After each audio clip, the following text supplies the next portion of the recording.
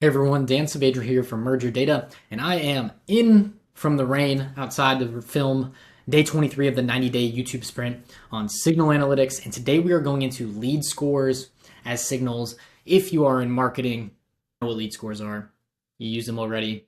We're going to talk about how they fit into the signal analytics framework, what lead scores are, how we categorize them, and how we build them.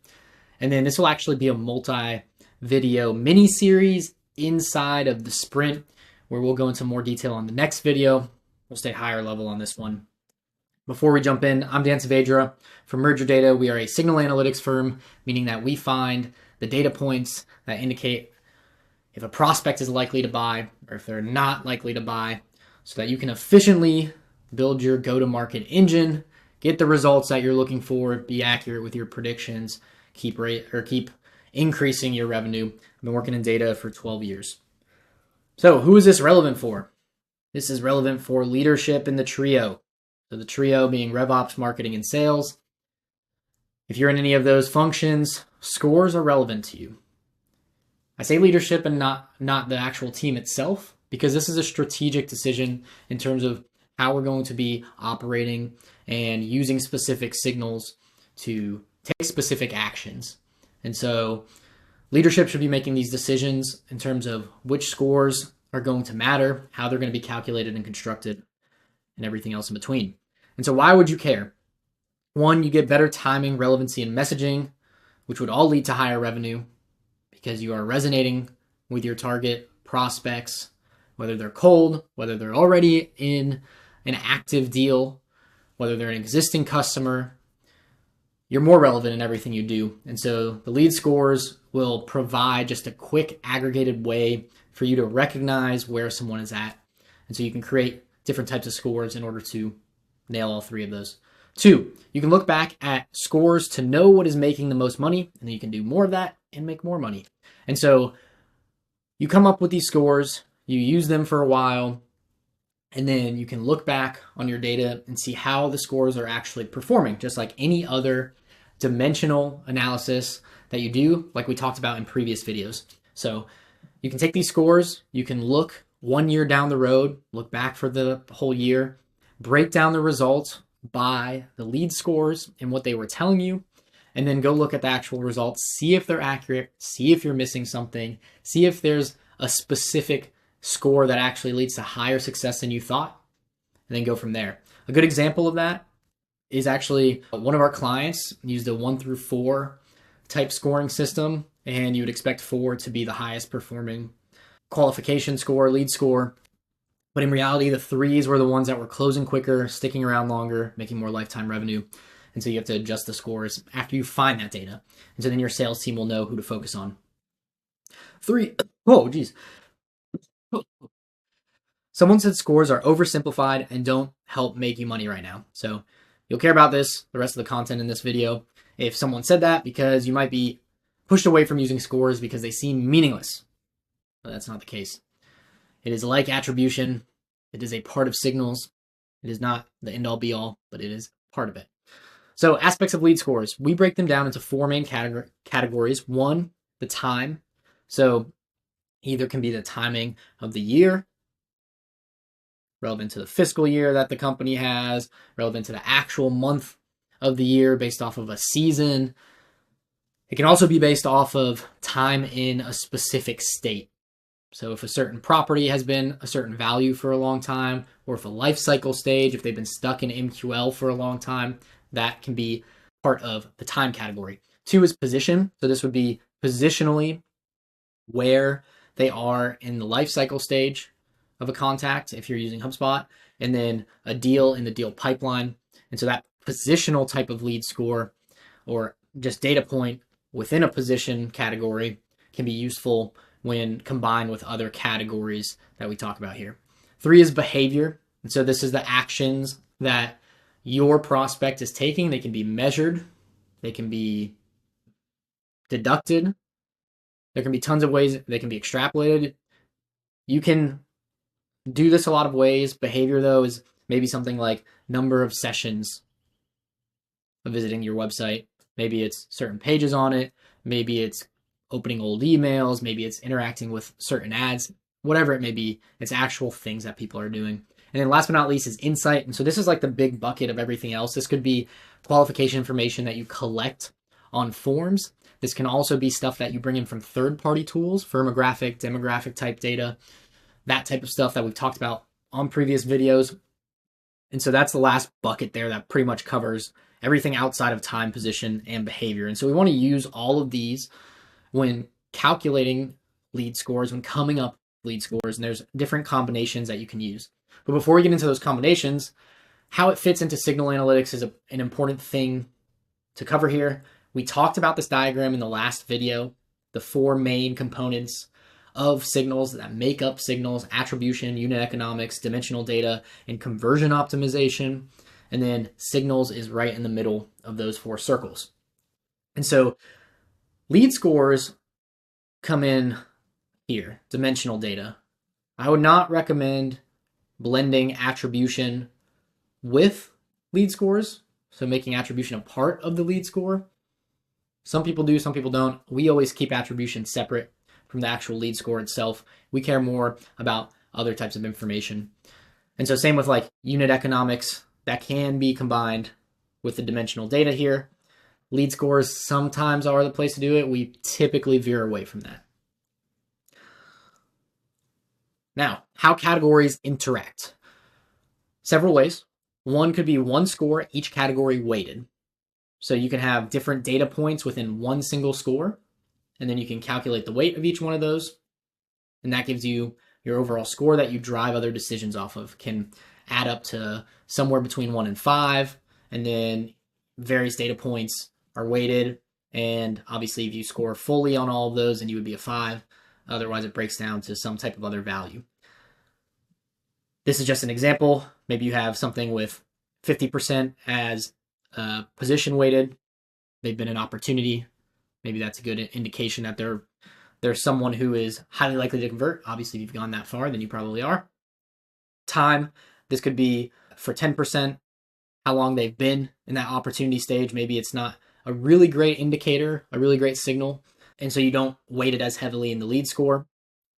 And then behavior could be 20%, insight could be 20%. You get the point. So that's one way to approach it. Other way is different score for each category with no weighting.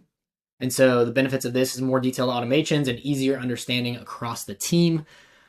Especially if you're a more complex organization, you can have lead scores that are more relevant to either marketing, to sales, or maybe to some type of blended organization that looks at the entire customer journey. And so by breaking them up into separate scores entirely, that makes it a lot easier to look at. It makes it a lot easier to build automations, to improve on it later. And so this would be the benefit of not weighting them, just having an individual score for each, adding them up later. Downsides to this is that usually that's not too accurate of a representation of the quality of the score. The score ends up not being a good representation of the quality of the lead. In reality, there should be different weights for each of these.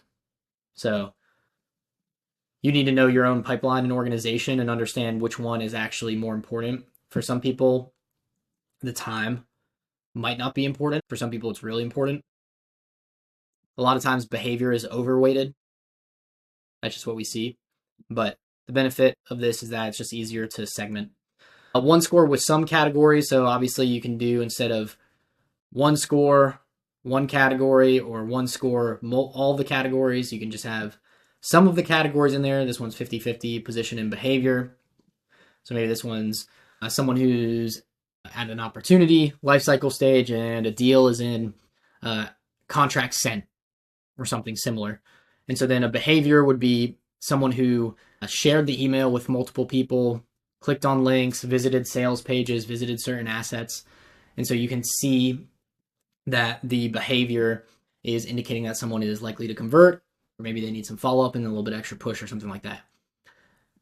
And then last but not least, we have different scores that are weighted and have auto qualification and auto disqualification. This is one that we use pretty commonly with clients here. And so a simple example would be, let's say 50% of the score is based on a position type score, and then 50% of the score is based on an insight score. So both of those are 1 through 4. And then you add them up together. We could say the general qualification is if the total is a 5 or above. But then we can also add in auto disqualification stuff right here. So this would be auto disqualification is if insight score is a 1. So let's say there's some piece of information that we collect and it's just, it makes it so that the score is a 1. Let's say they don't have enough revenue or enough employees in a specific department or something else, whatever the qualification might be, then we automatically disqualify them. It doesn't matter if they have a 4 in the position score because we're auto disqualifying them based off of that 1. That's just like a no-go. So another example of this would be auto disqualification if industry equals real estate. And so for this one, it's actually a real example from us. We don't work with real estate firms anymore just because of experiences in the past. And so auto disqualification would be if the industry is real estate, then doesn't matter what the score ends up being total, we're just going to auto disqualify. Obviously, we'd probably put industry equals real estate as a 1 for the insight score. That's how we would weight it. But there's other examples as well to that. So, and then I saw the other one pop up there. I have another, this one, auto qualification. So this would be the opposite. We auto qualify if prospects market position equals hub. So let's say that they have a 1 for a position, a 1 for insights. They're just not a good fit as a direct client.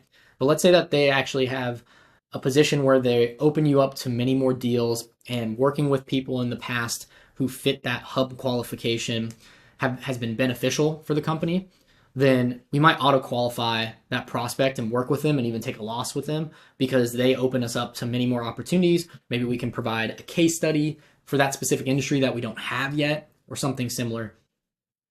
And so that's when we would auto qualify. All right, last but not least, things to remember. Like attribution, lead scores are one ingredient of signals. It's an aggregate signal compared to attribution, which is a detailed signal. Pretty self-explanatory. Lead scores are only one ingredient. It's not the end-all be-all. It is an aggregate, though, which means that it rolls up other information that could be signals in itself, and so it can be more useful. Like indexing, like some type of index fund, if you want to be able to understand where an industry is going to a degree, it's an aggregate. You can tell the trends, but you need to make sure that the underlying assets are high quality. And so aggregate signal, attribution, you're looking at a specific data point. Oh, they came from this channel. Oh, they came from this ad, whatever it may be. And then last but not least, I'll highlight this so we can focus on it. Minimum viable lead score. You've heard of MVPs, minimum viable product. I don't know if this is a term that exists. If it's not, then that's cool. We just invented something here. A minimum viable lead score, meaning that we want the least amount of data points and complexity to make an accurate score. You need to understand what's going on, but it should not take you 5,000 data points to come up with a lead score. The score should be the minimum amount of calculations to be successful. You don't need a behavior score with 5,000 different events. No one can comprehend that. So unless you have a data scientist on hand, then pretty useless. Maybe you can use a data scientist and actually come up with a really complex behavior score. That is very accurate. That's you. That's great. I've never seen it. Doesn't mean it's not real. This is just our experience.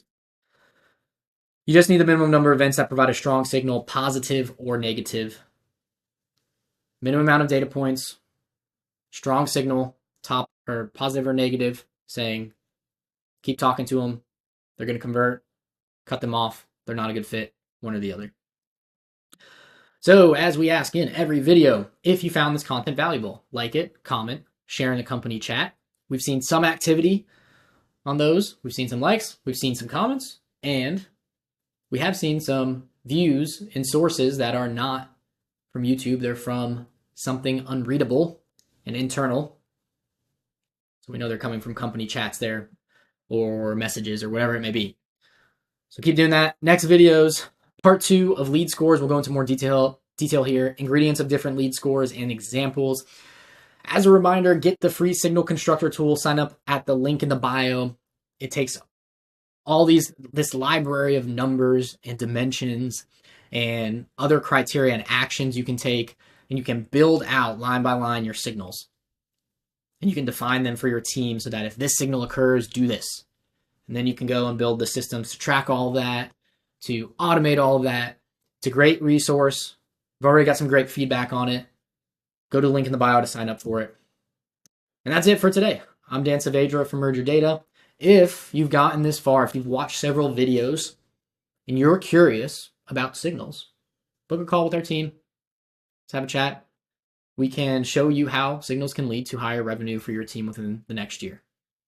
Thanks for watching.